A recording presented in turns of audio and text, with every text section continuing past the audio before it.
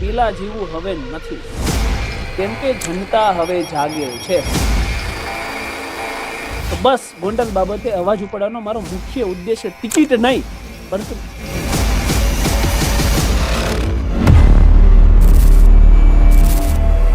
પણ તમને નથી લાગતું કે જે પ્રાથમિક શિક્ષણ હોય છે એમાં કાયદો ફરજિયાત હોય? કાયદો ફરજિયાત થાય, હમ. આ બધા ચોરોની દુકાનો બંધ ના થઈ, પણ આ વસ્તુ ક્યારેય થશે નહીં. એનું કારણ શું છે કે આપણે સિસ્ટમમાં જે ચોરોને બેસાડ્યા છે એમને ખબર છે કે આ દેશમાં આપણી ભક્તિ ત્યાં સુધી ચાલશે જ્યાં સુધી આ લોકો અબૂધ રહેશે, આ લોકો કંઈ જાણશે નહીં. પોલીસ હોય છે કોઈ પણ આરોપીને પકડે છે પછી એનું વરઘોડો કાઢે છે, પણ એ જે કોન્સેપ્ટ છે આફ્ટર બિફોર વાળો, એના વિશે તમારું શું? પૈસા વસૂલાત કરવાની એક નવી મેથડ, જેને તમે વરઘોડો કહી શકો. કે ભાઈ કોઈ પણ ક્રાઇમમાં કોઈ પણ વ્યક્તિને પકડ્યો, હવે સામાન્ય વ્યક્તિ છે, પહેલો જ ગુનો છે, સમાજમાં રહેવા વાળો વ્યક્તિ છે, તો એને કહેવામાં આવે કે તારો રિકન્સ્ટ્રક્શન નામે વરઘોડો કાઢ, 5 લાખ આપી. જો તમે આપો તો કંઈ જ થશે નહીં, રિકન્સ્ટ્રક્શન જ નહીં. પણ તો તમે જો ના આપી શકો તો થશે. ક્યારે મેહુલ બોગરાને ડર લાગ્યો ખરો? મુખ્ય કામ છે દેશને બચાવવું, જે થવું હોય થાય. એક વસ્તુ ફિક્સ છે જેને કોઈ ટાળી ના શકે, છે મોત. ચાહે આજ આવે, કાલ આવે, પરસો આવે, ગમે ત્યારે આવે. જ્યારે જ્યારે આ દેશને કોઈ ગુલામ બનાવવાની કોશિશ કરશે ને, ત્યારે મારી જેવા પુત્રો પાકશે આ ધરતી ઉપર, જે અન્યાય સામે, ભ્રષ્ટાચાર સામે, ગુલામી સામે લડત આપશે. એટલે ક્રાંતિ ત્યારે પણ અમર હતી, ક્રાંતિ અત્યારે પણ અમર છે, ભવિષ્યમાં મેહુલ બોગરા હશે કે નહીં હોય, એ ક્રાંતિ અમર હશે.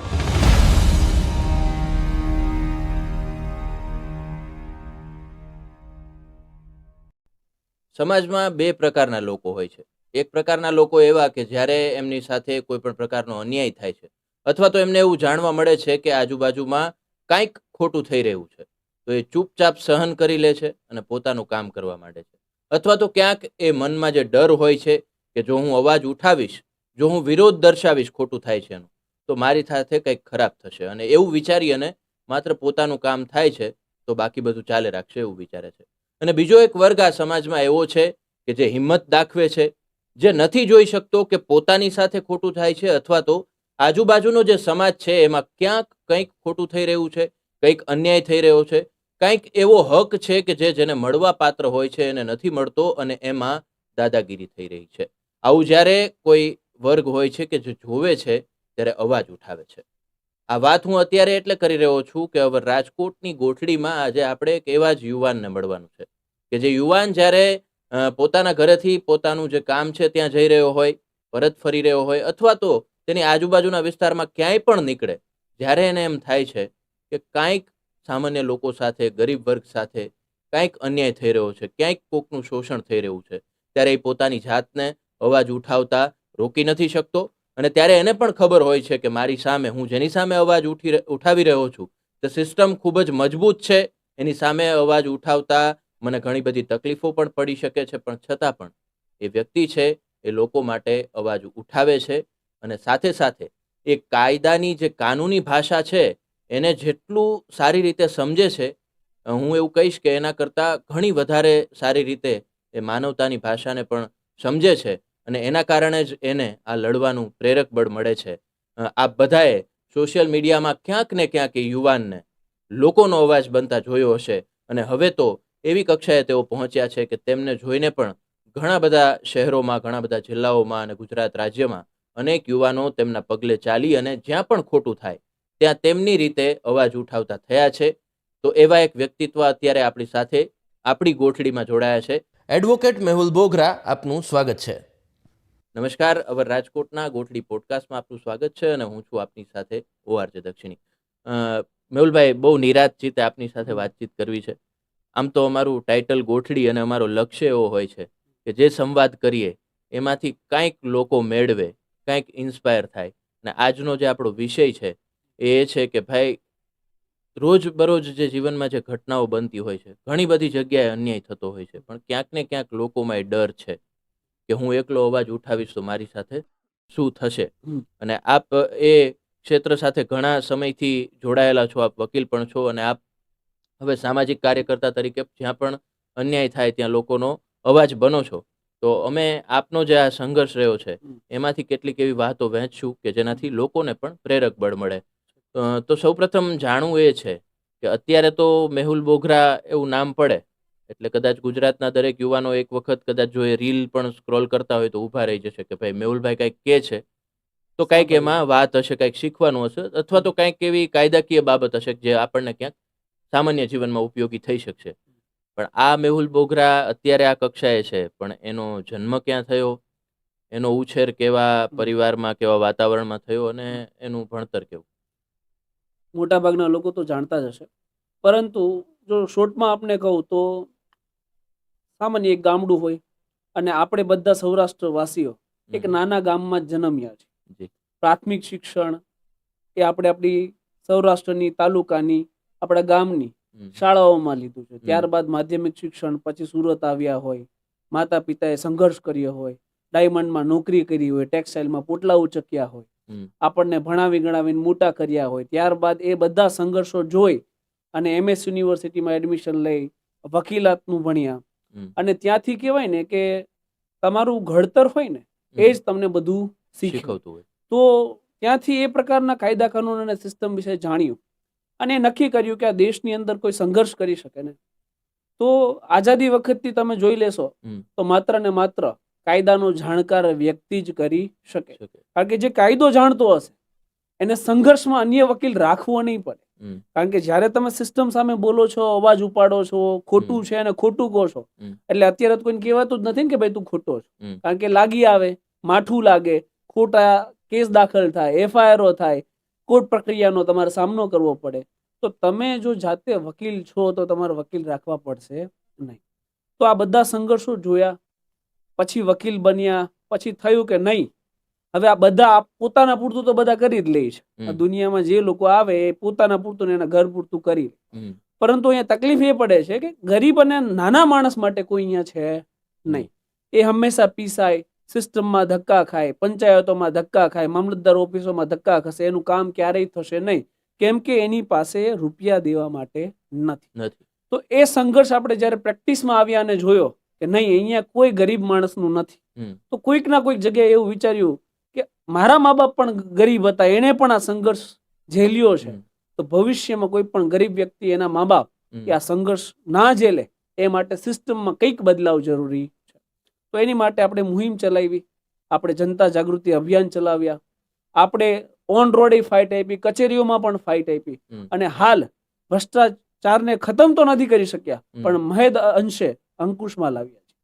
પણ મેહુલભાઈ, સમજવાનો પ્રયત્ન એ કરવો છે કે જ્યારે માણસનું ઘડતર થતું હોય તો ક્યાંક ને ક્યાંક એનો જે ઉછેર થતો હોય એમાં કોઈને કોઈ ક્ષણે એને એવી અનુભૂતિ થતી હોય, પ્રેરક બળ મળતું હોય. તો બાળપણમાં આમ જે પ્રાથમિક શિક્ષણ અથવા તો માધ્યમિક શિક્ષણ લીધું, કોઈ શિક્ષકો એવા કે જેમના લેક્ચરમાં કઈ એવી વાત થઈ હોય, હજી યાદ હોય એવું કંઈ? મારા સાચા ઘડતરમાં જો કોઈનો ફાળો હોય તો મારા પિતાજી. ઓકે. કારણ કે એક સાહસ હોય ને, કહેવાય ને કે સાહસનું કોઈ ઇન્જેક્શન ના આવે, તમને માર દો તો તમારામાં સુરવીરતા આવી જાય, ના આવે, ક્યારેય ના. એ તો કાં તો તમારા લોહીમાં હોય કે તમે એ જે જોયું હોય, તમારા માતા પિતા પાસેથી જે શીખ્યા હોય એ તમે કરો. તો નાનપણથી જ મારા પિતાની અન્યાય સામે લડવાની ફાઇટ હતી.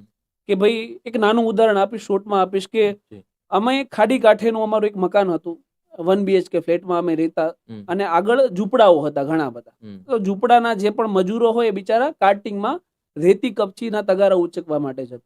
તો જે કોન્ટ્રાક્ટર હોય એની ખરાબ દ્રષ્ટિ એ મજૂરના પત્ની ઉપર હતી. તો કહેવાય ને કે ગરીબી હોય પણ સ્વાભિમાન તો હોય જ. તો એને એનો વિરોધ કર્યો તો એ કોન્ટ્રાક્ટરે એમનું ઝૂંપડું સળગાવી દીધું. તો એ સમયે અમે કઈ કરોડપતિ નતા, મારા પિતા એકદમ ગરીબ ભાડેના મકાનમાં 1 BHK માં રહેતા હતા. તો એ સમયે મારા પિતાજીએ નીચે ગયા, 100 નંબર પર ફોન કર્યો, એમને આશ્વાસન આપ્યું, એમને થોડી ઘણી મદદ કરી, પોલીસ બોલાવી અને પેલા કોન્ટ્રાક્ટરને જેલ હવાલે કર્યો. એ કોન્ટ્રાક્ટર પછી 4 દિવસ અમારા ઘર નીચે આટા મારતો કે આને તો મારે જોઈ લેવો છે. ગરીબ હતા તેમ છતાંય મારા પિતાનામાં એ સાહસ હતું. તો એ સોર્સિસ ઓફ મોટિવેશન કોઈ ના કોઈ જગ્યાએ મેં મારા પિતાજીમાંથી શીખ્યો છું. અને ત્યારબાદ એવું છે કે સિસ્ટમ તમને ઘડે. જ્યારે જ્યારે કોઈ પણ વ્યક્તિની ફરિયાદો ના લેવાય ત્યારે પોલીસ સ્ટેશન ગયા, કોઈ કલેક્ટર ઓફિસમાં, મામલતદાર ઓફિસમાં 7/12 એન્ટ્રીઓ ના પડતી હોય, ખોટા વાંધા વિરોધ તકરાર આવતા હોય ત્યારે એ ઓફિસોમાં ગયા ત્યારે આપણે જોયું હમ. કે અહીંયા છે ને ગરીબો પાસેથી માત્ર રૂપિયા માંગવામાં આવે છે. ન્યાયના અનુરૂપમાં કોઈ કાર્યવાહી થતી નથી, કાયદાના અનુરૂપમાં કોઈ કાર્યવાહી થતી નથી. એટલે બસ એ નક્કી કર્યું કે હવે આ સિસ્ટમને સુધારવીને એ જ આપણો લક્ષ્યાંક રહેશે. પણ મેહુલભાઈ, તમારા પાસે કરિયરના તો ઘણા બધા ઓપ્શન હતા, તો આમ એવું ક્યારથી નક્કી થયું કે નહીં ભાઈ આપણે તો વકીલાતમાં જ જવું છે? કરિયરમાં છે ને મુખ્યત્વે હું માનું ત્યાં સુધી બે જ ઓપ્શન હોય. હમ. એક અઢળક રૂપિયો કમાવો અને એક છે સેવા કરવી. હમ. તો બે ચોઈસ હતી મારી પાસે કે રૂપિયાવાળું બનવું છે કે પછી સેવા કરીને આગળ વધવું છે. હમ. રૂપિયાવાળા બનવામાં હું કરોડપતિ અબજોપતિ થઈ જાત, હમ. પરંતુ જે રૂટ છે, જે મારી આવનારી જનરેશનને મારે આપવું છે, એ હું ક્યારેય કરી શકું નહીં. એ હું મારી પૂરતી ને મારી 7 પેઢી પૂરતું કરી શકું. તો આપણે ખાલી રૂપિયા બનાવવા પર તરફે નથી ગયા, સેવાકીય કાર્યો તરફે ગયા કે મારે આ દેશના હરેક મા બાપની 7 પેઢીનું ભલું થાય એવું કંઈક કાર્ય કરવું છે. એટલે એવું વિચારીને આપણે જીવનમાં આગળ આવ્યા છીએ. તો એમાં ખાસ કરીને એ જાણવું છે કે જ્યારે તમે વકીલાતનો અભ્યાસ કર્યો MS યુનિવર્સિટીમાંથી, એટલે એક એમ કહેવાય કે તમે ડીપમાં ખ્યાલ આવ્યો તમને કે કઈ કઈ રીતે કાયદાકીય બાબતો હોય છે, એનો અભ્યાસ થયો, તો ત્યારે તમને શું અનુભૂતિ થઈ કે ભાઈ સામાન્ય જે માણસો હોય છે એ કાયદાકીય બાબતોથી કેટલા અવેર હોય છે ને ક્યાં એ લોકોને તકલીફો પડતી હોય? કાયદાકીય બાબતોમાં હું કહું તો આ દેશની 90% પ્રજા અભણ છે, આવું કહી શકાય. રીઝન એવું છે કે કોઈ માસ્ટર કર્યા હોય, કોઈ ગ્રેજ્યુએશન કર્યા હોય, પણ કાયદાનો ક પણ આજની યુવા જનરેશનને ક્યારેય ખબર હોતી નથી. બુકો વાંચે છે પણ ફેસબુક, રાઈટ? હકીકતમાં જે બુકો વાંચવાની છે એ વાંચતા નથી. કાયદો એ હરેક વ્યક્તિ સમજે ને તો એનાથી શું થાય? પહેલો ફાયદો એ થાય કે તમને એ ખબર પડે કે સિસ્ટમ કઈ રીતે રન થાય, પાર્લામેન્ટ કઈ રીતે ચાલે, વિધાનસભાઓ કઈ રીતે ચાલે, આ બધા સંસદો, આ કોર્પોરેટર જે બનાવ્યા છે હું કરવા બનાવ્યા છે, એની ડ્યુટી શું હોય, નાગરિક તરીકે આપણી ફરજો શું છે, આપણા અધિકારો શું છે, કાયદો વ્યવસ્થા, પોલીસ તંત્ર કઈ રીતે ચાલે, એની ફરજો શું છે, એ બધું ક્યારે ખ્યાલ પડે? જ્યારે આપણે કાયદો જાણીએ. બસ એ કાયદો જાણ્યો સાથે સાથે આ બધી મેં કીધું ને મૂટકોટો, કોર્ટ અટેનો કરીએ, કાયદો જાણીએ, કેસની પરિસ્થિતિઓ જાણીએ, એટલે આપણને આઈડિયા આવે કે આ દેશમાં તમે પ્રાઇમ મિનિસ્ટરને પણ આંખમાં આંખ નાખીને સવાલ પૂછી શકો જ્યારે તમને એ કઈ રીતે પૂછવો એનું નોલેજ હોય. તો એ નોલેજ ધરાઈ લીધું એટલે હવે પ્રશ્ન પૂછીએ. પણ તો એ જે પબ્લિક જે તમે કહો છો કે તમારું એવું માનવું છે કે અવેર નથી હોતી, તો અવેર થાય એના માટે શું બદલાવ આવવા જોઈએ? એની માટે બદલાવ અમે જ લાવીએ છીએ અને એની શરૂઆત પણ થઈ ચૂકી છે. કે હું તમને એક બેસ્ટ એક્ઝામ્પલ આપીશ કે આજથી 3-4 વર્ષ પહેલા જ્યારે પરિસ્થિતિ હતી તો એક સામાન્ય કોન્સ્ટેબલ હોય, ગાડીઓ રોકી લે, ગમે તેવી મનમાની કરે અને બધા સાહેબ સાહેબ સાહેબ કરીને હાથ જોડી અને 200-500 દઈને નીકળી જાય. પણ આજે લોકો એ સમજતા થઈ ગયા છે કે કોની કઈ સત્તા હોય, કોનો કઈ દરજ્જો હોય, કોણ ગાડીની ચાવી લઈ શકે, કોણ ડોક્યુમેન્ટ માંગી શકે, TRB કઈ કરી શકે કે ના કરી શકે. સવાલ લોકો પૂછતા થઈ ગયા છે, ભલે નાના લેવલ પર, તો નાના લેવલ પણ શરૂઆત થઈ છે કે લોકો પ્રશ્ન પૂછે છે, લોકો જાણકાર બને છે, થાય છે. તો આપણે જ્યારે કોઈ મુહિમ લઈને આગળ વધીએ ત્યારે લોકો એમાંથી કંઈક ને કંઈક તો શીખતા હોય છે અને 100%ની વાત છે. ભવિષ્યમાં આનાથી મોટી મુહિમો લઈને આગળ આવવાના છીએ, કારણ કે હજુ જે કર્યું છે 5% જ કર્યું છે, 95% તો બાકી છે. તો એ જે કરીશું એ આવનારા દિવસોમાં જનતામાં એ કોન્ફિડન્સ આપવાનો છે કે સિસ્ટમને પણ આંખમાં આંખ નાખીને સવાલ પૂછીશું. પણ મેહુલભાઈ, આપે જે વાત કરી કે આપ પ્રયત્ન કરો છો, અન્ય લોકો પણ કદાચ પ્રયત્ન કરતા હોય આવી રીતે પોતાના જે કઈ ક્ષેત્રમાં, પણ તમને નથી લાગતું કે જે પ્રાથમિક શિક્ષણ હોય છે, આપણો જે અભ્યાસક્રમ છે, એમાં કાયદો ફરજિયાત હોય? કાયદો ફરજિયાત ના થાય ને. કાયદો ફરજિયાત થાય તો આ બધા ચોરોની દુકાનો બંધ ના થઈ જાય. સિમ્પલ છે. એટલે કાયદો ક્યારેય ફરજિયાત ના થાય. હું એવું માનું છું નહીં, એવું હોવું જ જોઈએ. શું હોવું જોઈએ કે 8મા ધોરણમાં માધ્યમિક શિક્ષણ જેવું એનું ચાલુ થાય એટલે બેઝિક કાયદાનો એક કાનૂન હોવો જોઈએ. 12th કમ્પ્લીટ કરશે એટલે એને 5 કાયદાની ખબર હશે. ગ્રેજ્યુએશન અત્યારે મિનિમમ એજ્યુકેશન છે, એને મિનિમમ 8 કાયદા જો આ દેશના ખબર હોય ને તો એને જીવનમાં ક્યારે વકીલની પણ જરૂર પડે નહીં. ઇન પર્સન પોતાનો કેસ પર લડી શકે. પણ આ વસ્તુ ક્યારેય થશે નહીં. એનું કારણ શું છે કે આપણે સિસ્ટમમાં જે ચોરોને બેસાડ્યા છે એમને ખબર છે કે આ દેશમાં આપણી ભક્તિ ત્યાં સુધી ચાલશે જ્યાં સુધી આ લોકો અબૂધ રહેશે. આ લોકો કંઈ જાણશે નહીં. જો આ લોકો જાણી જશે ને તો આ લોકો આપણને સવાલ પૂછતા થઈ જશે, અને જો સવાલ પૂછતા થઈ જશે તો આપણો ભ્રષ્ટાચાર, આપણી 7 પેઢીનું આપણે જે કમાઈએ છીએ એ બધું બંધ થઈ જશે. એટલા માટે હોવું જરૂરી છે, પણ કરશે કોઈ નહીં. સાચી વાત છે. તો તમે વકીલાતના પ્રોફેશનમાં આવ્યા, તમારું જે પર્સનલ કામકાજ છે એ તમે શરૂ કર્યું, પરંતુ જ્યારથી જેમ ગુજરાત અત્યારે તમને ઓળખે છે કે ભાઈ કાંઈક ખોટું થતું હશે તો મેહુલ બોગરા છે એ અવાજ ઉઠાવશે, અને જો એ અવાજ ઉઠાવશે તો એમાં કાંઈક તથ્ય હશે. એ વિશ્વાસ જે કેળવાયો છે અત્યારે, લોકો તમને એ રીતે જુએ છે, તો એ સામાજિક કાર્યકર તરીકે એક સામાજિક મુહિમ ચલાવી તમે, અને જે સોશિયલ મીડિયાથી તમે આમ બેબાકપણે તમે વિરોધ કરતા થયા, એની શરૂઆત ક્યારથી થઈ? દેખો, હનુમાનને પણ એની શક્તિઓ યાદ દેવરાવી પડી હતી. હમ. તો એવો એક વ્યક્તિ તમારા જીવનમાં પણ હોય. જી. હું એમએસ યુનિવર્સિટીમાં માંથી ક્વોલિફિકેશન લઈને સુરત આવી ગયો, પ્રેક્ટિસ ચાલુ કરી દીધી. હમ. પણ મને ખૂંચતું, કોઈ પણ જગ્યાએ ખોટું થતું હોય તો હું એમ થાય કે ભાઈ નહીં, આ ખોટું થાય છે, પણ એ સાહસ ક્યાંથી આવે? હમ.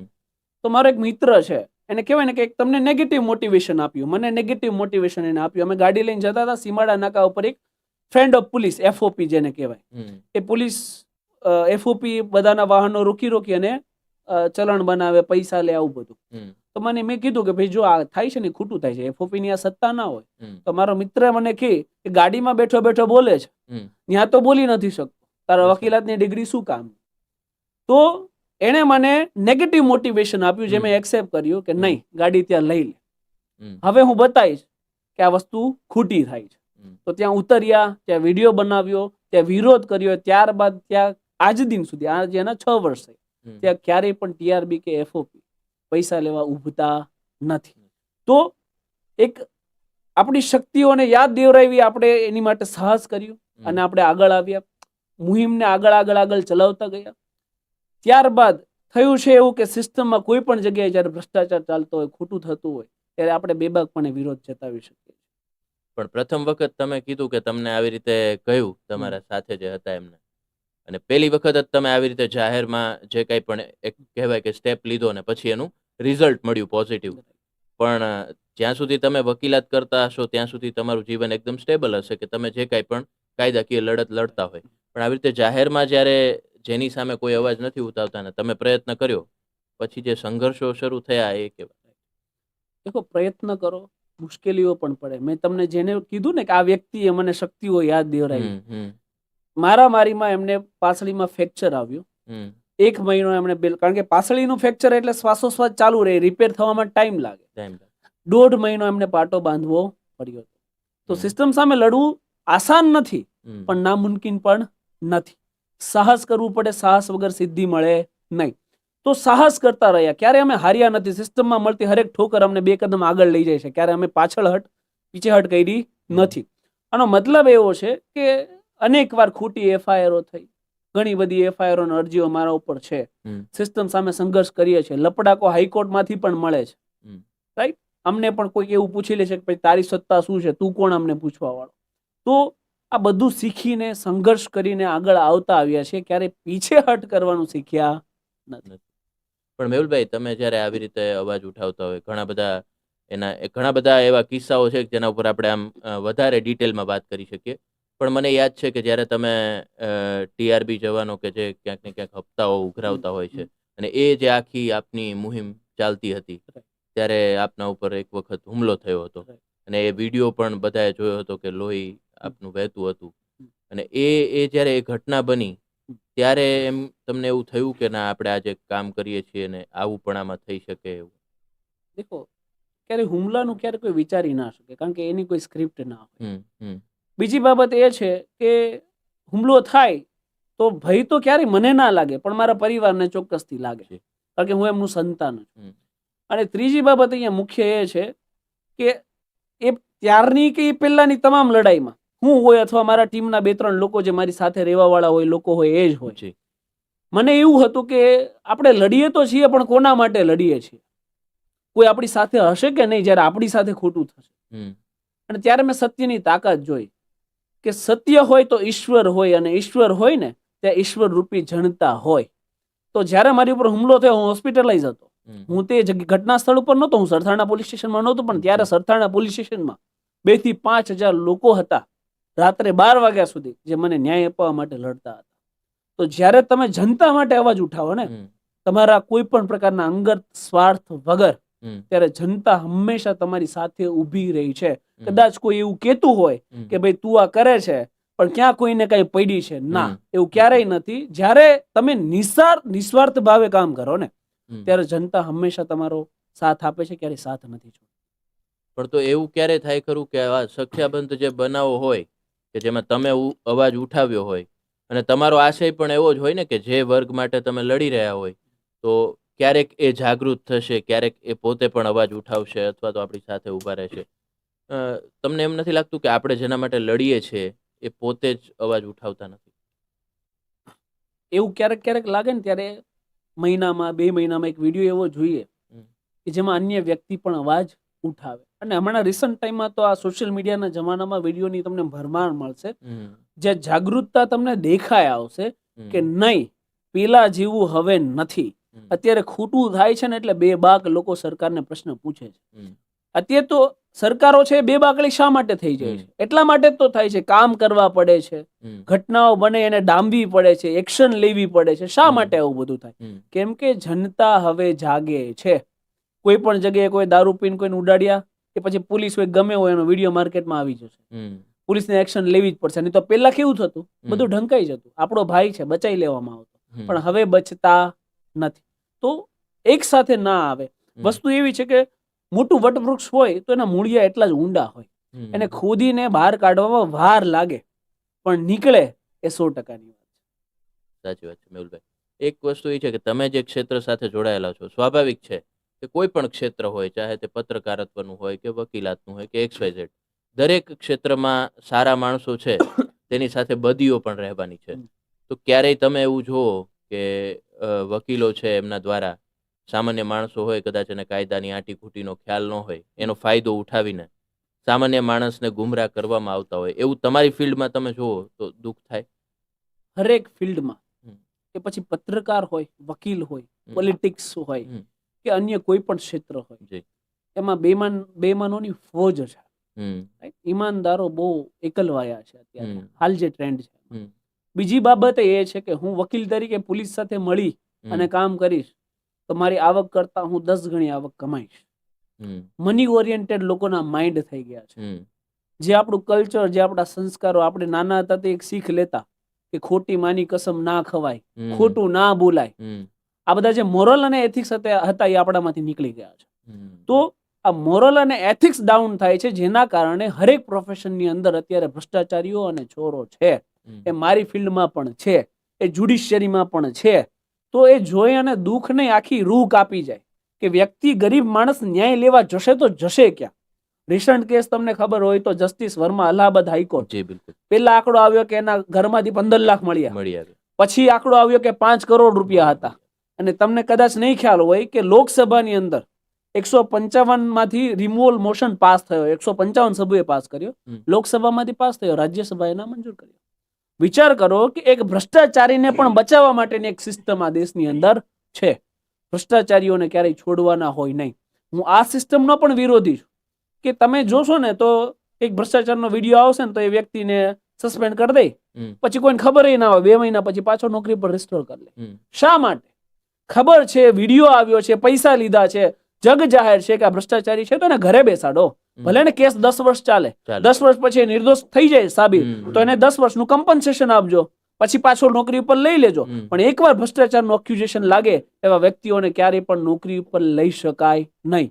આવું એક વેલ એસ્ટાબ્લિશ જ્યારે લો એન્ડ ઓર્ડર હોય ત્યારે આ સિસ્ટમમાં સુધારો આવે. એટલે આ જ્યારે જોઈએ ને ત્યારે દુઃખ બહુ લાગે, પણ તો કહેવાય ને કે બહુ બધા વિચારો છે, બહુ બધું કરવું છે, પણ જે કરવા માટેની સત્તા જોઈએ ને એ આપણી પાસે નથી, તો એની ખોટ પણ ઘણી વાર અનુભવાય. ખોટ અનુભવાય, પણ લો એન્ડ ઓર્ડરના એક ભાગ તરીકે જ વકીલ હોય છે અને તમે એક એનો ભાગ છો. તો તમે અત્યારે જે નવોદિત કદાચ વકીલો બનતા હોય અથવા તો જે આ સિસ્ટમમાં ક્યાંક ને ક્યાંક આવી ગયા છે એનાથી બચવું હોય અને માત્ર એમ કહેવાય કે જે ફરજ આપણી છે સારી રીતે અદા કરવી હોય, તો એક વકીલે કઈ મર્યાદાઓનું ધ્યાન રાખવું? વકીલોએ પુરાવાના, જે હાથ ઉપર કેસમાં જે પણ આપણને પુરાવા હોય એનો બચાવ કરવાની વકીલની ફરજ હોય, મુખ્ય ફરજ. કારણ કે ફરિયાદી હોય ને એની પાસે સરકારી વકીલ હોય જ. પ્રાઇવેટ વકીલોને આરોપીઓ પ્રાઇવેટ વકીલ હોય અને આરોપીની સાઈડથી જ વકીલાત કરવાની હોય. તો આપણી મુખ્ય ફરજ શું છે? કે આરોપીઓનો પુરાવાના સ્વરૂપમાં બચાવ કરવાનો. તો બસ એ જ કામ આપણું છે. આપણું કામ પોલીસ સાથે મળી અને રિમાન્ડના 2 લાખ માંગશે હો, એ આપણું કામ નથી. હમ. વરઘોડો નહીં કાઢવાના, 3 લાખ દેવા પડશે, એ વકીલનું કામ નથી. તમારે સમન્સ નથી બજાવવું, વોરંટ નથી બજાવવું, 5,000 દેવા પડશે, એ વકીલનું કામ નથી. તો જે પણ લોકો, હું એવું નથી કહેતો કે બધા લોકો આવું કરે છે, પણ જે પણ લોકો આ વસ્તુઓ સાથે સંકળાયેલા હોય ને, ક્યારેક દેશનું વિચારજો, ક્યારેક તમારા છોકરાઓનું વિચારજો કે તમારા છોકરા વકીલ હશે, પોલીસ હશે, એની કોઈ ખાતરી જ નથી.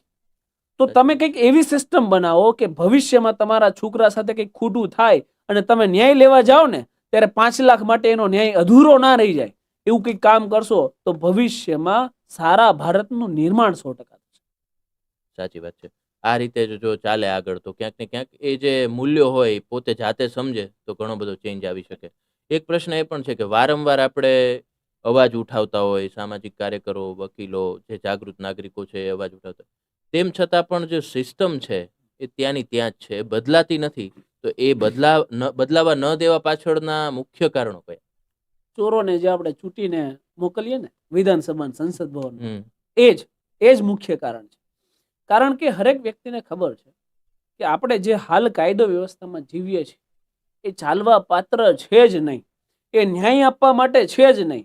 આજની ન્યાયિક વ્યવસ્થા એ ન્યાય નહીં, ગરીબ માણસને હરેસમેન્ટ આપવા માટે છે, અને અમીર વ્યક્તિ છે એને ફાયદો થાય એ માટેની સિસ્ટમ છે. તમે આઈપીસી ની બીએનએસ કરી નાખો, બીએનએસએસ કરી નાખો, નામ ફેરવવાથી સિસ્ટમ ક્યારેય ના ફરે. કાયદાઓ એટલા મજબૂત હોવા જોઈએ કે ક્યારેય કોઈ પણ આરોપી, કોઈ પણ ભ્રષ્ટાચારીએ બચવો ના જોઈએ, અને ક્યારેય કોઈ નિર્દોષને સજા ના થવી જોઈએ. આજે કેસમાં તમે કોર્ટમાં જશો તો એક જજ ઉપર 150, 200 કેસો એક બોર્ડ લિસ્ટ ઉપર હોય છે, એક જજ ઉપર. એક દિવસમાં 11 થી 5 ના 6 કલાકમાં એક જજ કઈ રીતે 150 કેસ સાંભળે? પ્રેક્ટિકલી પોસિબલ છે? પોસિબલ જ નથી, ઇમ્પોસિબલ વસ્તુ છે. તો થિંગ ઇઝ ધેટ કે આ વસ્તુ સમજવી પડે. 70 લાખની સુરતની વસ્તી છે, એમાં 6,000 પોલીસ કર્મચારીઓ, 30 જજો, એ પ્રેક્ટિકલ સિસ્ટમ નથી. જજો વધારવા પડે, પોલીસ બળ વધારવું પડે, કાયદો વ્યવસ્થામાં એવો સુદૃઢ ફેરફાર લાવવો પડે કે ભવિષ્યમાં ક્રાઇમ કંટ્રોલ થાય. અત્યારે એક સિસ્ટમ છે, ટોર્ચર કરો, પૈસા લો, હપ્તા લો, ન્યાયને ખરીદો, વેચો, ક્યારેય ગરીબ માણસને આ દેશમાં ન્યાય મળે નહીં. જ્યારે કાયદો વ્યવસ્થા મજબૂત થાય ત્યારે જ દેશમાં સુધારો આવે. એક ઉદાહરણ આપું તમને, રાજકોટ હોય કે સુરત હોય, સિગ્નલ વાઇઝ લોકો ચાલતા થઈ ગયા. પૂછો કેમ? તો એનું મુખ્ય કારણ એ છે કે કોઈને સોટી લઈને મારતું નથી, એમને ઘરે મહેમાન આવી જાય છે ડાયરેક્ટ, રાઈટ, 2,000 રૂપિયાના. તો લોકોના ગજવામાંથી 2,000 જતા થયા તો લોકો ડિસિપ્લિનમાં આવી ગયા ને. તો હરેક ક્રાઇમ એ કંટ્રોલમાં આવે, પણ એનું એક્ઝિક્યુશન એ વેલ એક્ઝિક્યુશન હોવું જોઈએ, ભ્રષ્ટાચાર રહિત એક્ઝિક્યુશન હોવું જોઈએ. તો આ જે મનોવૃત્તિ વાળા લીડરો આપણી પાસે હોવા જોઈએ ને, એ લીડરો આપણી પાસે નથી. એ જ મુખ્ય કારણ છે કે આ દેશની અંદર બદલાવ એ ઓલમોસ્ટ ક્યારેય આવતો નથી. જો જ્યારે દેશ દાજ વાળા લોકો એ વિધાનસભામાં અને સંસદ ભવનમાં બેઠા હશે ત્યારે 100% પરિવર્તન. સાચી વાત છે. અને તમે કહ્યું જ્યારે વાતમાં કે ભાઈ કાયદાકીય જે અત્યારે જે પદ્ધતિઓ છે એમાં સુદ્રઢ ફેરફાર થવા જોઈએ, તો એવું તમારું માનવું છે કે જે ક્રાઇમ રેટ સતત વધી રહ્યો છે ગુજરાતમાં, કોઈ પણ સિટી હોય, તો જે ક્રાઇમ કરનાર જે ગુંડાઓ છે એને પણ હવે એ આખી જે પ્રોસેસ છે ખ્યાલ આવી ગઈ છે કે ભાઈ આટલું આમ કરશું તો આવી રીતે છટકબારી ગોતી લઈશું? ક્રાઇમ રજીસ્ટર થાય ને પછીની જ હું તમને વાત કહું ને, તો આપણા દેશમાં સિસ્ટમ કઈ પ્રકારની છે મને ના સમજાય. એક પટ્ટો રાખે જેના ઉપર ઘણા પોલીસ સ્ટેશનમાં લખેલું હોય બિજલીગીરી, ઘણા એવું લખે સત્ય શોધક યંત્ર, જેનાથી એને મારવાનો, એને ટોર્ચર કરવાનો, એના પ્રાઇવેટ પાર્ટ ઉપર કરંટ આપવાનો, એને નગ્ન કરવાનો, નૃત્ય કરાવવાના.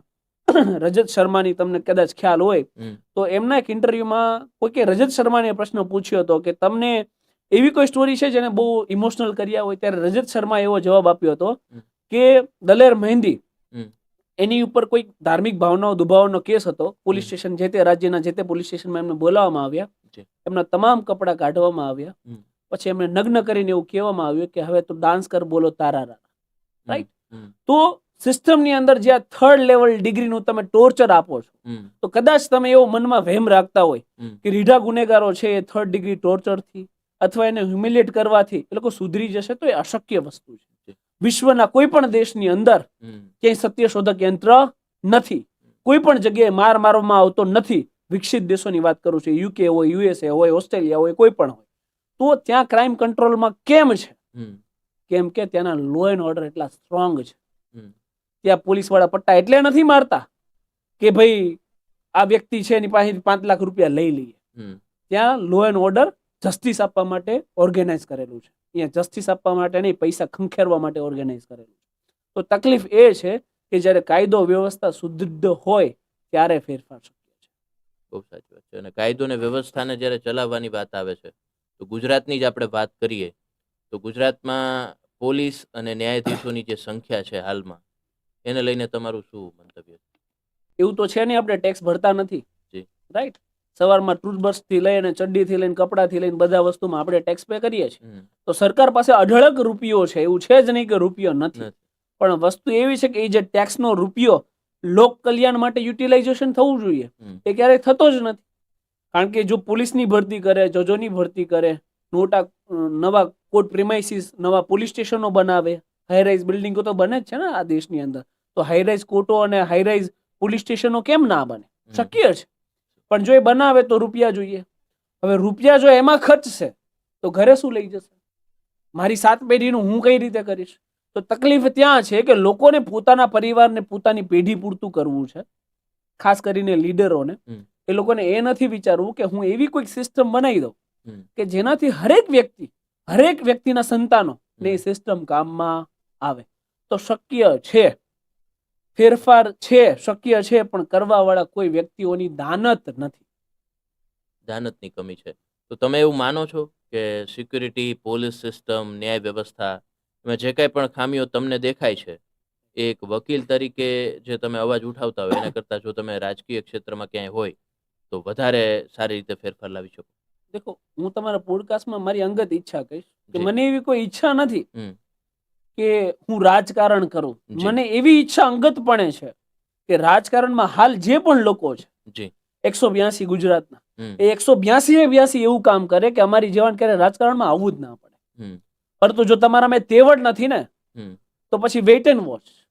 ભવિષ્યમાં મેહુલ બોગરા નહીં તો મેહુલ બોગરા જેવા 17-18 બીજા એ રાજકારણમાં ચોક્કસથી ઘૂસશે, તમારા કપડા ફાડી નાખશે. એ 100%ની વાત છે. તમને પ્રશ્ન પૂછીને, તમને ઓપન કરીને મીડિયા સામે કે ભાઈ આ તમે ખોટું કરો છો, આ તમે રાજ્યને લૂંટ્યું છે. આ ભવિષ્યના સમયમાં 100% થશે. કારણ કે જાગૃતતા એ બંધ મુઠ્ઠીનો ખેલ નથી, એ તો મુઠ્ઠી ખોલે. જાગૃતતા મુઠ્ઠી ખોલે. અને મેહુલ બોગરા જેવા ઘણા બધા લોકો રાજકારણમાં કદાચ આવી શકે. હમણાં જ જોઈએ આપણે તો વિસાવદરમાંથી જે ધારાસભ્ય થયા એ પણ વકીલ છે. તો મેહુલ બોગરાની એવી ઈચ્છા નથી કે ભાઈ હું આ ફલક પરથી હવે રાજકીય ફલક? મેં તમને એ જ કીધું ને, મારી અંગત ઈચ્છા એવી છે કે મારે ક્યારે એ ફલકમાં જવું જ ના પડે. તમે એવા કામ કરો. કારણ કે અહીંયા પછી એવું થાય કે ભાઈ આ તો બધું કરે છે જ એટલા માટે કે રાજકારણી બનવું છે. મિત્ર, હું રાજકારણી બનવા માંગતો નથી. અને ભવિષ્યમાં કદાચ બન્યા ને તો અમે મર્સિડીઝ ગાડીઓમાં આટા નહીં મારીએ. અમે જનતા માટે કામ કરશું. કદાચ અમારી પાસે હશે ને તો અમે વેચી અને લોક કલ્યાણ માટે વાપરીશું, એની ખાતરી આપીએ છીએ. પણ વસ્તુ એવી છે કે અમારી જે ઈચ્છાઓ છે ને, જે આ પોડકાસ્ટમાં હજારો ઈચ્છાઓ, હજારો મારા વિચારો મેં રજૂ કર્યા, તો એ વિચારો તમારે કરવાના છે. સવારે ઉઠીને તમારે એ નથી વિચારવાનું કે મારી 5 પેટી ઓલા પાસેથી લેવાની બાકી છે. તમારે એ વિચારવાનું છે કે હું આ દેશ માટે, આ રાજ્યના બાળકો માટે શું નવું કંઈક કરી શકું. એ વિચાર તમે નથી કરતા ને, એટલે અમારા જેવા લોકોને રાજકારણમાં ના છૂટકે આવવું પડે. સાચી વાત છે. પણ મેહુલભાઈ, માનો કે કોઈ પક્ષ તમને ઓફર કરે છે, XYZ કોઈ બી પક્ષ, કે મેહુલભાઈ રાજકારણમાં તમે અમારા પક્ષમાંથી જોડાવ, ચૂંટણી લડો, તો અત્યારે તમારી ઈચ્છા નથી કે નથી જોડાવું, તો ઇન કેસ તમારે જવાનું હોય તો તમે કયા ક્લેરિફિકેશન સાથે રાજકારણમાં જોડાવ, કયા કમિટમેન્ટ સાથે? હું તો છે ને પહેલેથી પક્ષાપક્ષીની જે રાજકારણ છે ને એનાથી વિરોધી છું. કે વ્યક્તિનામાં દમ હોય ને તો પાર્ટીને છોડીને પોતાના નામ ઉપર લડે અને જીતે તો એને જ સાચો રાજકારણી કહેવાય. બાકી કમળના, પંજાના, હાવરણાના હેડિંગ નીચે તમે જીતો ને તો એ સાચો રાજકારણી છે જ નહીં. તો તમારામાં દમ જ નથી, તમે જનતાનું કામ કર્યું જ નથી. બાકી કામ કરવા વાળો વ્યક્તિ પોતાના નામ પર જીતે છે. તો વસ્તુ એવી છે કે સિમ્બોલિક રાજકારણથી મને એલર્જી છે. બીજી બાબત એ છે કે સામ, દામ, દંડ, ભેદ આટલી નીતિઓમાં માનું છું. તો જ્યારે એવું લાગશે ને કે બસ આ લોકો જાડી ચામડીના સુધરે એમ જ નથી, તો પછી કોઈની રાહ જોવાની નથી, આપણે આવી જઈશું. રાજકીય નેતાઓ તમે જુઓ તો અત્યારનું જે આખું ટ્રેન્ડ ચાલે છે કે ભાઈ જે કામ થાય છે એનાથી 100 ગણું 200 ગણું દેખાડવું, ખર્ચાઓ કરવા. કોઈ રાજકીય નેતા કોઈ શહેરમાં આવવાનો હોય તો ટ્રાફિક જામ થઈ જાય એવો એક માહોલ ઊભો કરવો, આ કેટલું યોગ્ય? યોગ્ય નહીં, પણ આવું તો ક્યારેય થવું જ ના જોઈએ. કારણ કે તમે જનતાના પ્રતિનિધિ છો, તમે જનતાની વચ્ચે રહેવા વાળા વ્યક્તિ હોવા જોઈએ, નહીં કે તમારે જનતાને સાઈડમાં ઊભી રાખવાની અને વચ્ચેથી નીકળી જવાનું ફૂલ સ્પીડમાં. તો આ કન્સેપ્ટ મને નથી સમજાતો ને આ માત્ર ભારત દેશની અંદર જ છે. Right? તમે વૈશ્વિક મહાસત્તા યુએસના એક્સ પ્રેસિડેન્ટ ઓબામાને લઈ લો, એ હોલમાં એના છોકરાઓ સાથે એમ જ રખડતા હોય. તો તકલીફ એ છે કે અહીંયા બધા વીઆઈપી થઈ ગયા, પોતે એમએલએ માંથી નીકળી જાય તો એક્સ એમએલએ નું પાટિયું મારીને રખડતા હોય. રાઈટ, એને અલગથી કાળા કાચ વાળી ગાડી જોઈને પાછળ એક ગાડી અલગથી જોઈએ, એને પોલીસ પાસે આગળ પીસીઆર લઈને વાન લઈને આટા મારીને ફેરવતી હોય. તો તકલીફ અહીંયા એ પડે છે કે હરેકને એક અલગ પદવી જોઈએ છે, એક ઓરા જોઈએ છે, એક અભિમાન જોઈએ છે. હું મંત્રી છું, હું ધારાસભ્ય છું, હું મુખ્યમંત્રી છું. ના, તમે પ્રજાના સેવક છો. આ ઓરામાંથી જે દિવસે તમે બહાર નીકળશો ને તે દિવસે જ તમે પ્રજાના કામ કરતા થશો. શું જરૂર છે તમારે લોકોને હેરેસમેન્ટ આપવાની, તમારે બંદોબસ્ત ગોઠવી દેવાનું, નાકાબંધી કરી દેવાની, લોકોની દુકાનો બંધ કરી દેવાની? અરે તમને મત આપ્યા તઈ તો તમે નેતા બન્યા છો, તો તમારે પ્રજા વચ્ચે રહેવાનું છે કે પ્રજાથી પરે થવાનું છે?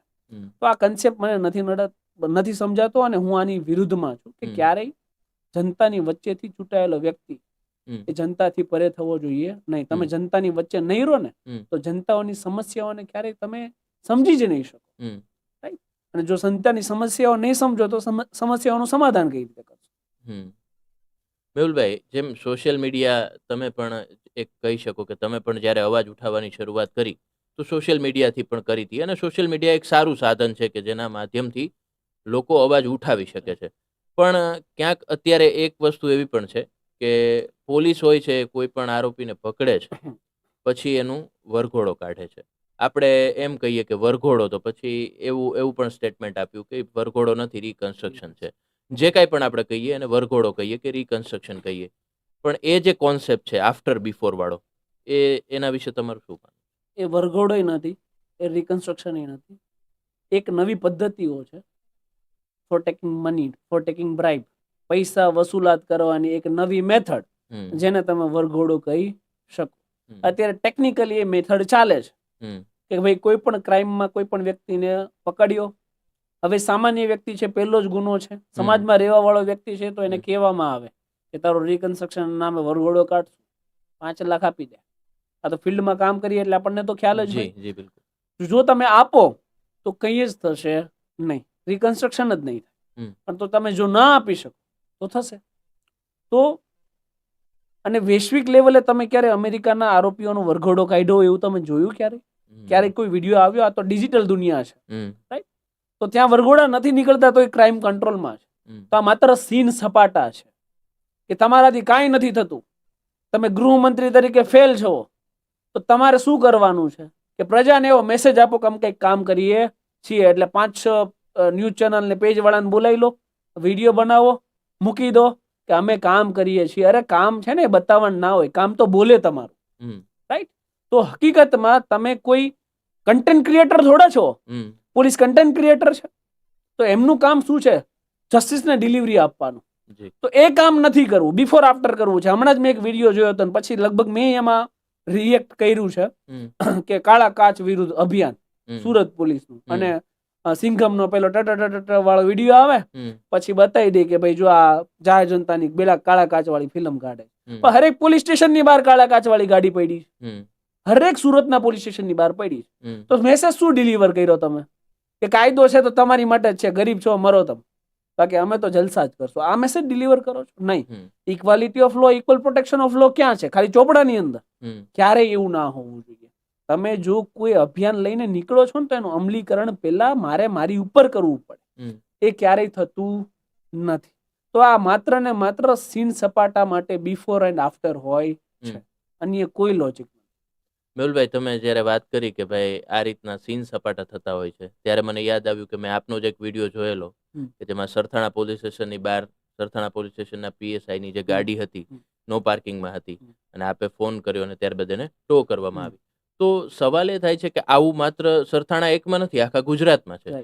તો આ જે લોકો છે એને આવું જે બળ કોણ પૂરું પાડતું હોય છે કે જે કાયદો બધા માટે છે, પરંતુ આ લોકો છે એક મન ફાવે તે કરી શકે? આ બળ એમને મળે બેઈમાનોની એકતા, રાઈટ? આનો મતલબ સિમ્પલ એવો છે કે ભ્રષ્ટાચારીઓ છે ને એમની એક યુનિટી છે કે આ મારો ભાઈ છે, મારે એને બચાવવાનો છે.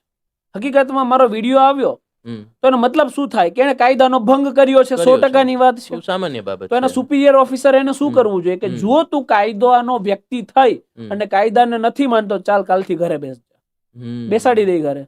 બીજા દિવસે મારે વિડીયો બનાવવાની જરૂર જ નહીં કેમ પડે. કે એનું તો કામ જ કાયદાનું પાલન કરાવડાવવાનું છે બીજા પાસે. તો મેહુલ બોગરાને વિડીયો બનાવવાની જરૂર ક્યારે પડે છે? જ્યારે તમે એવા કાંડ કરો છો અને ઈ કાંડ ઉપર તમે એકવાર એવું એક્શન લઈ લો, 5 પોલીસ કર્મચારીને ડિસમિસ કરીને ઘરે બેસાડ દો, હું તમને ખાતરી આપું છું કે ભવિષ્યમાં ક્યારેય કોઈ પોલીસ કર્મચારીનો વિડીયો બનાવવો પડશે નહીં, કેમ કે જાતે પોતે કાયદાનું પાલન કરશે. પણ એવું કેમ નથી થતું? કેમ કે બેમાનોની યુનિટી છે. બ્લેક કાચ વાળી નંબર પ્લેટ વગરની ગાડી હોય, ચેકિંગમાં ઊભી રહે એટલે પેલો આઈ કાર્ડ બતાવે, ડિપાર્ટમેન્ટમાંથી છું. કયું ડિપાર્ટમેન્ટ? શું ડિપાર્ટમેન્ટ? તમે કઈ રાષ્ટ્રપતિ છો? રાષ્ટ્રપતિ ખુદ કાળા કાચ નથી રાખતા, રાઈટ? તો થિંગ ઇઝ ધેટ કે આ લોકોને એક ઓરા થઈ ગયો છે કે પછી કોન્સ્ટેબલ હોય તોય ભલે, જીઆરડી હોય તોય ભલે, કે ભાઈ અમે પોલીસ ખાતામાંથી છીએ. અરે કાયદાના રક્ષકો છો, કાયદાનું એક્ઝિક્યુશન કામ કરવાનું તમારું છે. તમે કાયદાની અમલીકરણ જો તમે ખુદ તમારી ઉપર નથી કરતા તો જનતા પાસે કઈ રીતે કરાવી શકવાના છો? અને એટલા માટે જ અમારા વિડીયો બનાવીને આ લોકોને એક્સપોઝ કરવા પડે કે તમે એવું ક્યારેય નહીં સમજતા કે અમે કાયદાને ગજવામાં રાખીને ફરીએ છીએ. કાયદો રાજાઓનો પણ રાજા છે અને તમારે એનું પહેલા પાલન કરવું પડશે. બસ એ સબક શીખવાડીએ છીએ. બલભાઈ, ગુજરાતના ગૃહ વિભાગની જે અત્યારની કામગીરી છે અને જે પ્રશ્નો છે એને લઈને એને તમે કઈ રીતે મૂલવો છો અને કયા મુખ્ય પ્રશ્નો છે કે જેનું હજી જોઈએ તેવું નિરાકરણ નથી? ગુજરાત પોલીસ વિભાગની કામગીરી છે ને એ નફાતુલી હોય. દેખો, પોલીસ વગર શક્ય નથી. આપણે પ્રોટેક્શનમાં રહી ના શકીએ, પ્રોટેક્શન વગર રહી ના શકીએ. સ્ટુડિયોમાં આપણા મર્ડર થઈ જાય, સમજો. પોલીસ છે તો આપણે છીએ, પણ એક ગર્વ કરવાની તો બાબત છે, પણ સાથે સાથે જવાબદારી સ્વીકારવાની પણ બાબત છે. બિલકુલ, કે તમારે જવાબદારી સ્વીકારવી પડશે કે અમારું કામ જ પ્રોટેક્શનનું છે. અમે ઉપકાર કરતા નથી, અમે એની સેલેરી લઈએ છીએ. અમે નોકરી લઈએ ત્યારે અમને ખબર છે કે અમારે પ્રજાનું રક્ષણ કરવું છે, એટલે જ અમે ખાખી પહેરીએ છીએ. તો આ બધી વસ્તુઓ તમારે સમજવી પડે. એ સમજીને પછી તમે ખાખી પહેરો તો તમે પ્રજાનું રક્ષણ કરી શકો.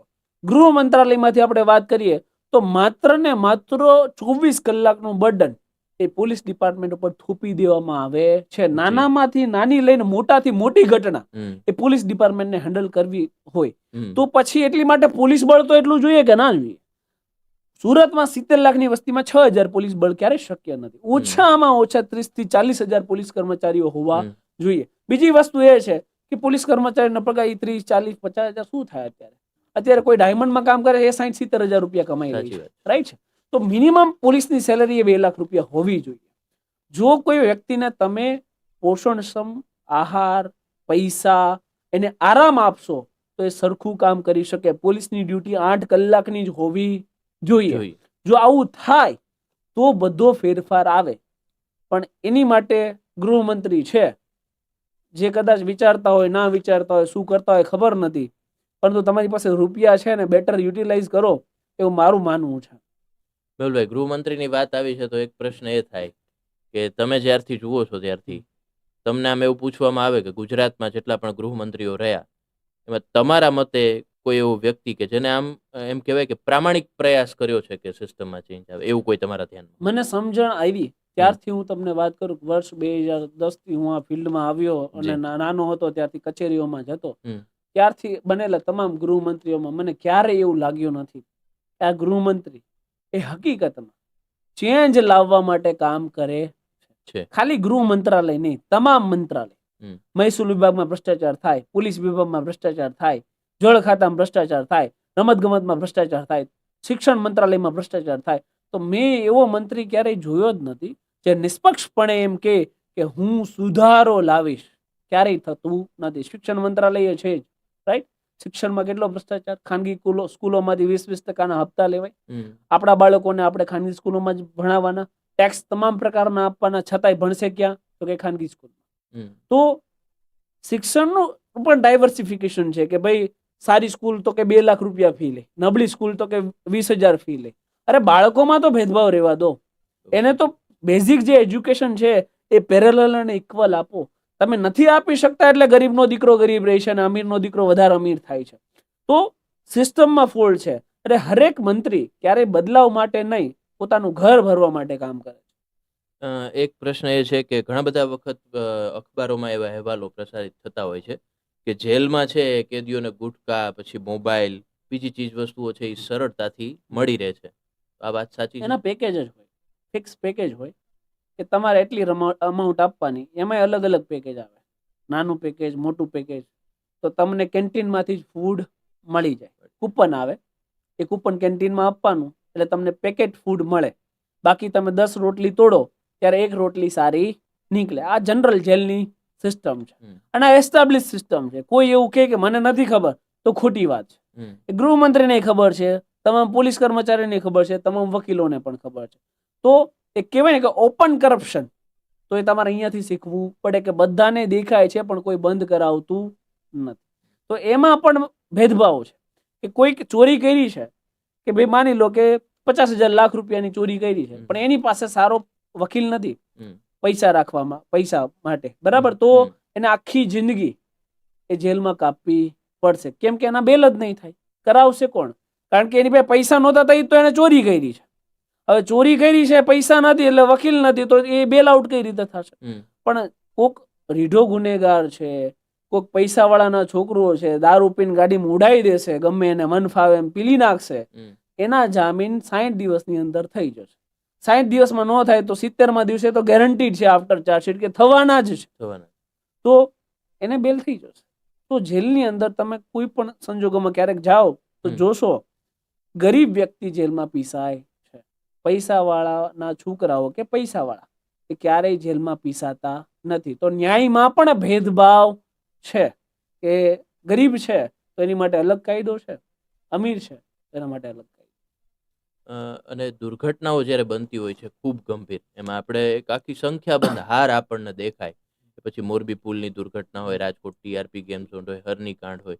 તો આવે વખતે જ્યારે એમ કહેવાય કે જ્યારે ભોગ બનનાર વ્યક્તિઓ એકથી વધારે હોય, ખૂબ જ ગંભીર ઘટના હોય, તો ત્યારે પણ તેને ન્યાય મળવામાં ખૂબ લાંબો સમય લાગી જતો હોય છે. તો આવું જે થાય છે એની પાછળ ક્યાં સિસ્ટમની ખામી છે?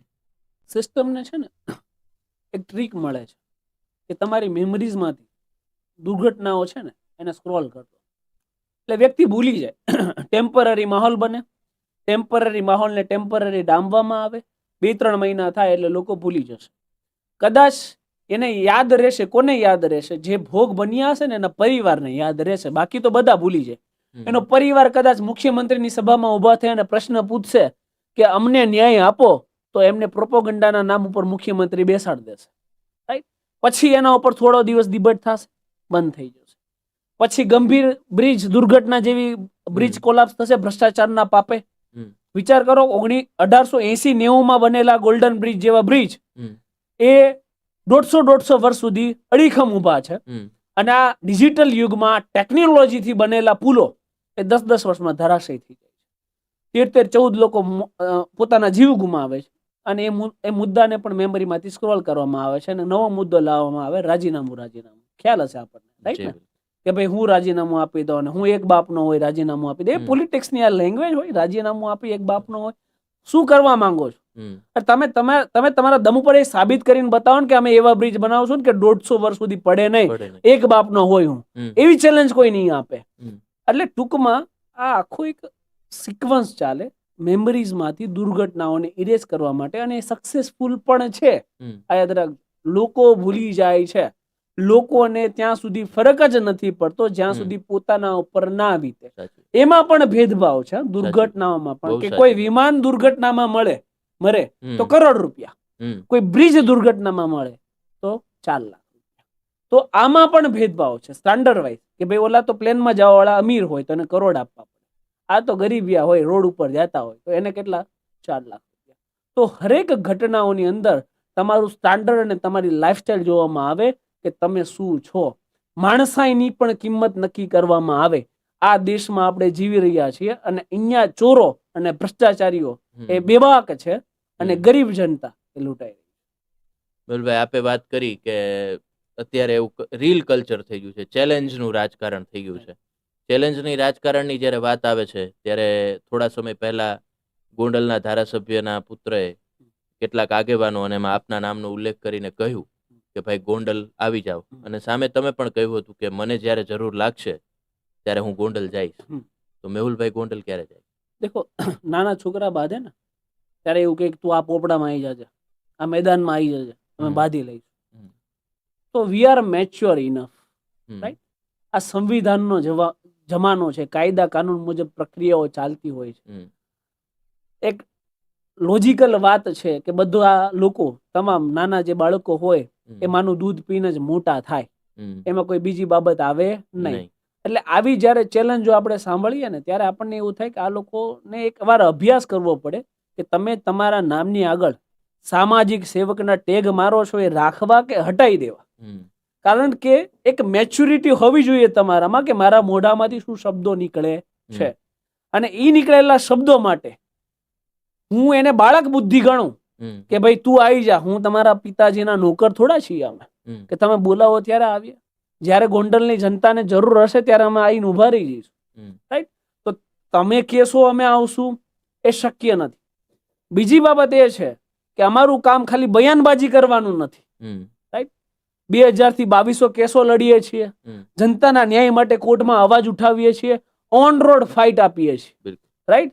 તો એમાંથી અમને આવી છીછોરાપંતી કરવા માટેનો સમય નથી મળતો. રાઈટ? તો હરેક વસ્તુના એક પહેલું હોય. ભવિષ્યમાં ગોંડલ પણ જઈશું અને એની માટે કોઈને બોલાવવાની, કોઈને પૂછવાની જરૂર નથી. આ ગુજરાત છે અને ગુજરાતના અમે વતની છીએ અને સમગ્ર ગુજરાતમાં મજા આવે ત્યારે જઈએ.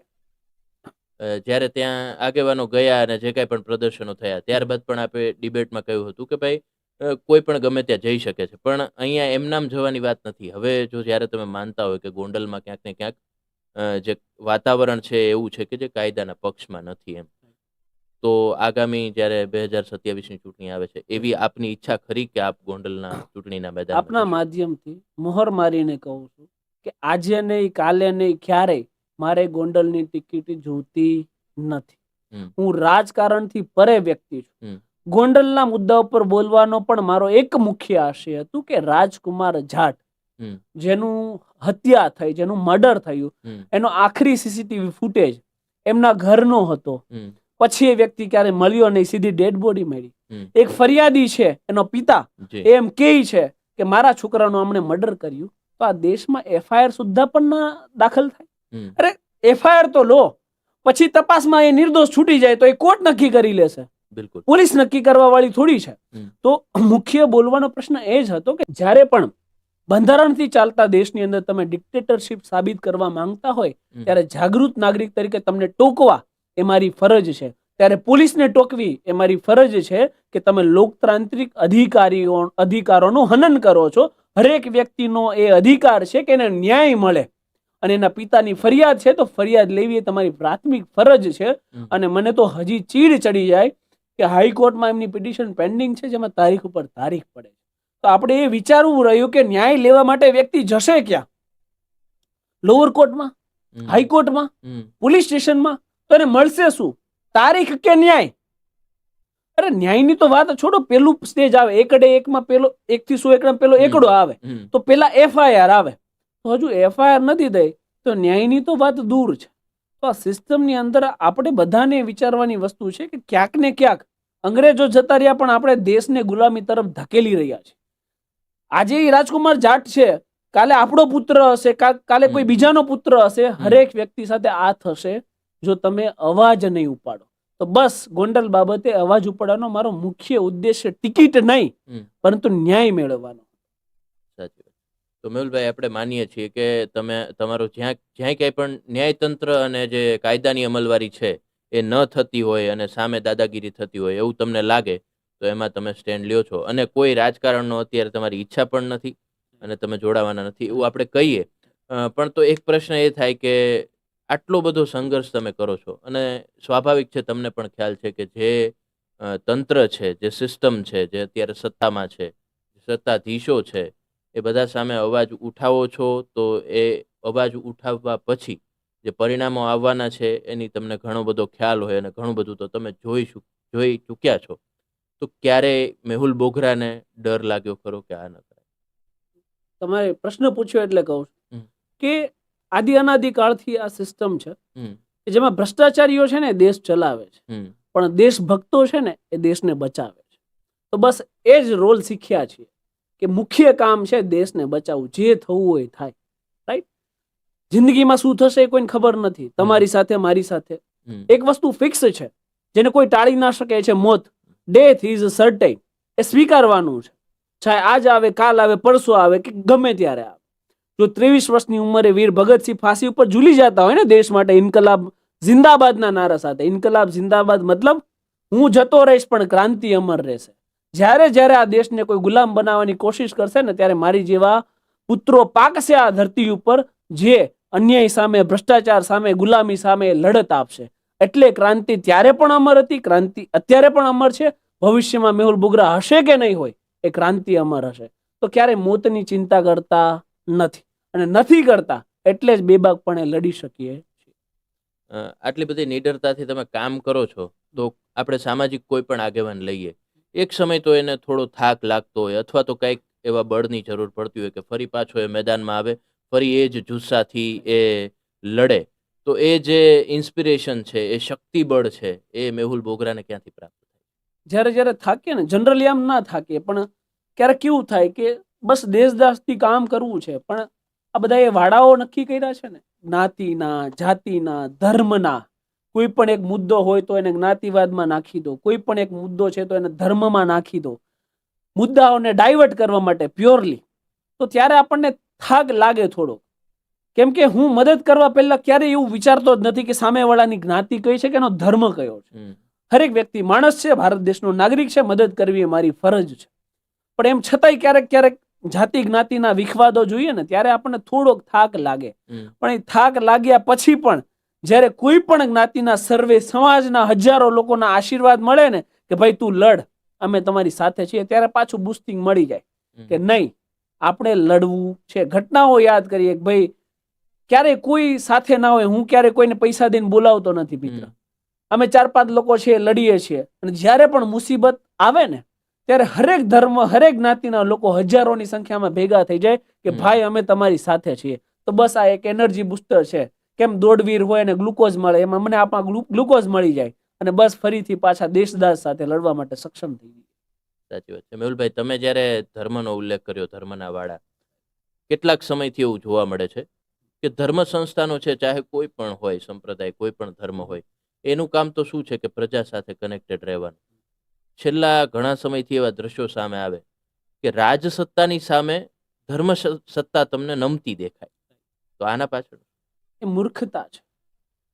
રાજસત્તા અને ધર્મસત્તા એ બંને અલગ છે, એને ક્યારે પેરેલલ ચાલવાનું જ ના હોય. ઘણી વાર હું વ્યાસપીઠ ઉપર બેઠેલા લોકો પોલિટિકલ પ્રચાર કરતા તો દુઃખ થાય કે તમે ધર્મનો પ્રચાર કરવા માટે બેઠા છો, લોકોને માણસ બનાવવા માટે બેઠા છો, ભ્રષ્ટાચારીઓના સન્માન થતા હોય. આપણને દેખાય છે કે આ ભ્રષ્ટાચારી છે, આ રોજ સાંજે પાર્ટી કરે છે, અને એ વ્યક્તિ ભગવાનની આરતી ઉતારતો હોય. એટલે કંઈક તો શરમ કરી લો. તમે વ્યાસપીઠ ઉપર બેઠા છો, તમે નેતાઓને હાથ જોડી રહ્યા છો? ના હોય, ક્યારેય શક્ય નથી, એવું ક્યારેય હોવું ના જોઈએ. પરંતુ કરંટ સિનારીઓ એવો છે કે હરેક વ્યક્તિ છે ને પોતાના સંપ્રદાય માટે, પોતાના પ્રચાર માટે લડી રહ્યો છે કે હું કઈ રીતે ફેમસ થાવ, હું મારા ધર્મનો વધારે પ્રચાર કેમ કરું, મારા ધર્મમાં વધારે લોકો કઈ રીતે જોડાય. અને ઘણી વાર તો આપણે જોઈએ કે જેને સંસાર છોડી દીધા છે, ત્યાગ કરી દીધો છે, જેને મોહ માયાથી કઈ લેવા દેવા નથી, એ કરોડોની જમીન લઈને બેઠા છે, એ કરોડોના હવાલા કબાલા પતાવે છે. તો પછી તમે શા માટે એને ભગવો ધારણ કરો છો? સંસાર ત્યાગ કરવાના નાટક શું કરવા કરો છો? બેબાક પડે કરો ને, પણ ખોટા ધર્મને તો બદનામ ના કરો. તો આવા જયારે કિસ્સાઓ થાય ત્યારે દાજ તો ચડે, પણ આપણને એવું પણ થાય કે ભગવાનમાં, ધર્મમાં માનવું કે ના માનવું, પરંતુ હું તો માનું છું કે હરેક વ્યક્તિમાં ઈશ્વર હોય છે. તો હું એમાં માનવા વાળો વ્યક્તિ છું, હરેક વ્યક્તિમાં ઈશ્વર જોઉં છું. પછી હિન્દુ હોય તોય ભલે, મુસલમાન હોય તોય ભલે, આહિર, ભરવાડ, રબારી હોય, પટેલ હોય કે કોઈ પણ હોય, હરેક વ્યક્તિમાં ઈશ્વર છે ને એને મદદ કરવી એ મારો ફરજ છે. બાકી આ જે ધાર્મિક સંસ્થાનો અને રાજકીય છે એ બધું ઠીક છે, આજના જમાનામાં એ જનતા બધું સમજે છે, પણ એનો પણ એક સમય અંત આવશે. બહુ સાચી વાત છે. જાગૃત જેમ લોકો બનશે એમ એમના વિચારો બદલાતા રહેશે અને વિચારો બદલાવાની પ્રોસેસ પણ ખૂબ લાંબા ગાળાની હોય છે. એક સામાજિક સમસ્યાનો એક પ્રશ્ન આપને કરવો છે કે છેલ્લા ઘણા સમયથી આપણે જોતા હોઈએ છીએ કે જે છૂટાછેડાના કેસ છે સતત વધી રહ્યા છે. આપ કોર્ટમાં વિઝિટ કરતા હોય, ઘણા બધા લોકોને મળવાનું થતું હોય. આવું આ જે રેટ છે છૂટાછેડો એ વધવાનું કારણ શું છે? મુખ્ય કારણો શું હોય છે આવા કેસ? દેખો, આમાં બહુ બધા કારણો છે. હમ.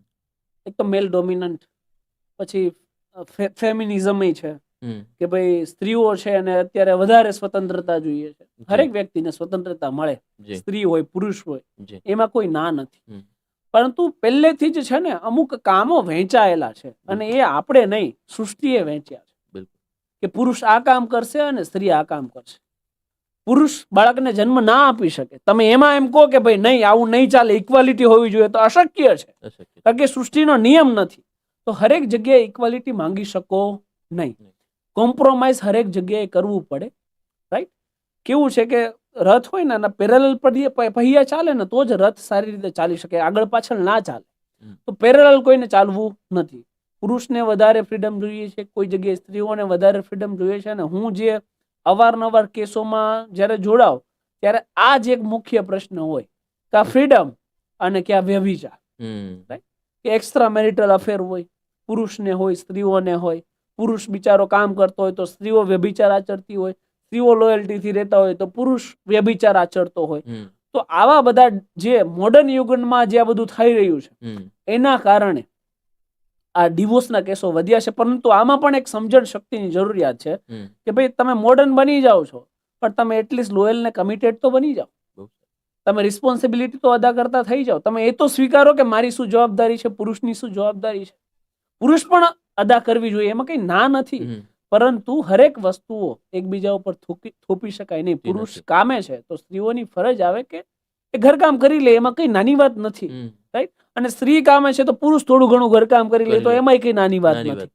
તો જ્યારે વિચાર શક્તિઓ ભેગી થાય, એક સાથે રહી અને કામ કરવાની ભાવનાઓ થાય, ત્યારે આ વસ્તુઓનો અંત આવે. એ સિવાય મોડર્ન યુગમાં આ વસ્તુઓ વધવાની શક્યતાઓ છે. જો તમે તમારા માનસિક વિચારો એક નહીં કરો તો આનો ક્યારેય ઘટાડો ના આવે. સાચી વાત છે. મેહુલભાઈ, પોડકાસ્ટના અંતમાં થોડો રેપિડ ફાયર રાઉન્ડ તમારી સાથે. એમાં તમે એક બે શબ્દોમાં અથવા તો એકાદ વાક્યમાં જેટલો તમે શોર્ટ આન્સર આપી શકો એવો પ્રયાસ કરજો. મેહુલ બોગરાની લાઈફમાં સૌથી મોટો કોઈ ડર હોય તો? કોઈ જ નથી. જો તમે એક દિવસ માટે તમને પોલીસ કમિશનર બનાવી દેવામાં આવે તો એક કામ શું કરો? પોલીસ કમિશનર બનીએ નથી ભેગું થાય એમ. તો કદાચ મેહુલ બોગરાને ગૃહમંત્રી બનાવી દેવામાં આવે તો પેલો એક મુખ્ય ફેરફાર શું કરે? પેલો મુખ્ય ફેરફાર કાયદો વ્યવસ્થા બદલાવાનું કામ કરું. જે નિર્મિત કાયદો છે એને બદલાવું. તમારી કોઈ એવી એક આદત કે જે તમને એમ થતું હોય કે આ નથી ગમતી, બદલાવા જેવી છે પણ નથી બદલતી? મને હમણાંથી નથી ગમતી જે ઓફિસે લેટ જાઉં. ડર તો તમે કીધું કે નથી. પોલીસ કે રાજકારણ, એમાં કયા ક્ષેત્રમાં સૌથી વધારે સુધારાની જરૂર છે? રાજકારણ. સૌથી નબળી કાયદાકીય નીતિ ભારતની કોઈ તમને લાગતી હોય? સંપૂર્ણ તમામ કાયદાકીય નીતિઓ જે બીએનએસ છે, બીએનએસએસ છે, બીએસએ છે, તમામ કાયદાઓમાં ધરખમ ફેરફારની જરૂર. તમારા જીવનને કોઈ આમ એક જ લાઈનમાં કે ભાઈ આ લાઈનથી જ મારા જીવનની ઓળખાણ થઈ જાય તો એ કોઈ?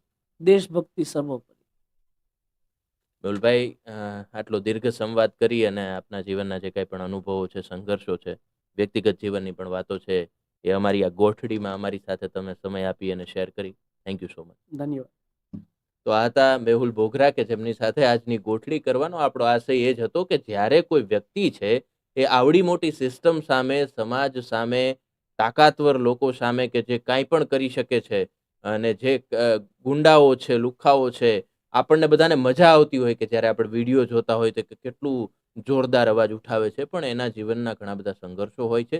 એના માટે પણ એક ગટ્સ જોઈએ છે અને આપણને બધાને, આપણા બધાની પણ ફરજ બને છે કે જ્યારે આવા લોકો એવું ઈચ્છે છે કે સમાજમાં કંઈક બદલાય તો આપણે પણ જે કોઈ પણ રીતે આપણે એને બળ પૂરું પાડી શકીએ એનું પ્રોત્સાહન કરી શકીએ અને જ્યારે જરૂર પડે ત્યારે ન માત્ર વાહવાહી કરીને પરંતુ તેની સાથે ખભે ખભો મિલાવીને એને સપોર્ટ કરી શકીએ. એ આપણી પણ ફરજ બને છે. આજના આ દીર્ઘ સંવાદમાં આપને પણ સમજાવ્યું હશે. આપને આ પોડકાસ્ટ કેવો લાગ્યો તો કમેન્ટમાં જરૂરથી જણાવજો અને સાથે જ આવા જ અવનવા વ્યક્તિત્વ અમે ગોઠડીમાં બોલાવતા રહીશું. તો આપની કઈ ઈચ્છા છે કે આ વ્યક્તિ સાથે અમે સંવાદ કરીએ તે કમેન્ટમાં જરૂરથી જણાવશો. નમસ્કાર.